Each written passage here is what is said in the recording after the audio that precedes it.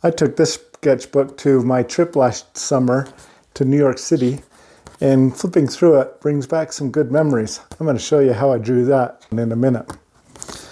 But first, I want to talk to you about this subway.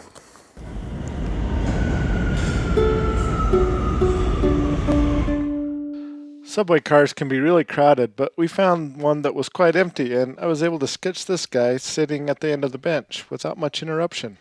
I didn't dare film the process for this one, so I'm only showing a little bit at home about the pen I used. It was the Bic Atlantis Ballpoint pen. It doesn't get simpler than that. I like it mostly because I can do a light touch and kind of do some light shading with it. I also can do some dark marks with it, so it covers most of the light to dark value range. I could use a pencil, but I don't like the way they smear if I do water over it. I won't on this one, but I will on some others. Since I just added something to the sketch at home, I'm breaking one of the rules of urban sketching. You're supposed to only sketch on site and then leave it alone, but it's my sketchbook and I'll do whatever I want. Do you agree with me? My next in-person sketch was at the top of this building, the Rockefeller Center. It was a long ways up, but totally worth it.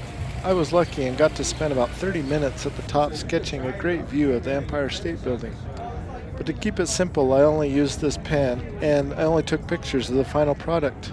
But I broke another rule and I colored it at home. UrbanSketchers.org says that a true urban sketch needs to take place in person, which I did try, but sketching in my sketchbook for fun can happen whenever or wherever I want, even if I use a photo reference. Painting and sketching from photos from your vacation is a great way to relive the memories. Sketching in person is a really good experience, and I highly recommend it. It really is better than only taking a photo. But if you're like me, you'll do a little bit of both. But let's flip back to the one I did fully on site, both the pen work and the watercolor pencils. I even filmed the process to share with you. The whole reason I cut that sketchbook down was so that it and a few of my favorite watercolor pencils could fit on my waist pack. I took it everywhere on the trip, including the top row of Yankee Stadium. Sitting on the top row was probably the main reason I felt comfortable enough to break out the camera. Since I'm learning and still improving my sketching skills, I also used my phone camera to help me get the proportions right. It was a bit easier to frame the composition from the phone's photo instead of trying to eye it from on site. Some would say that breaks the rules too, but whatever. So from up here I had a really good look at that ornamental facade that hangs down off the roof. Apparently it's called a frieze, spelled with an I, and it was part of the original stadium in 1923, and the Yankees have recreated that look in today's new stadium built in 2009. I loosely drew it, and I wasn't too worried about a perfect rendition. It was a little darker from where I was, so I decided to use graphite for my pencil to get that darker gray look because, well, I didn't bring any gray pencil. It worked okay, because I'm just sketching. I'm doing this mostly to have fun, and baseball games are fun, especially if you have ice cream. I'm using colored pencils now, and I wanted to get the impression of the stripes that appear in the outfield from how they mow the grass. I don't know why I spend so much time drawing those stripes because I kind of diluted them down when I wet them with the water brush. Not much though.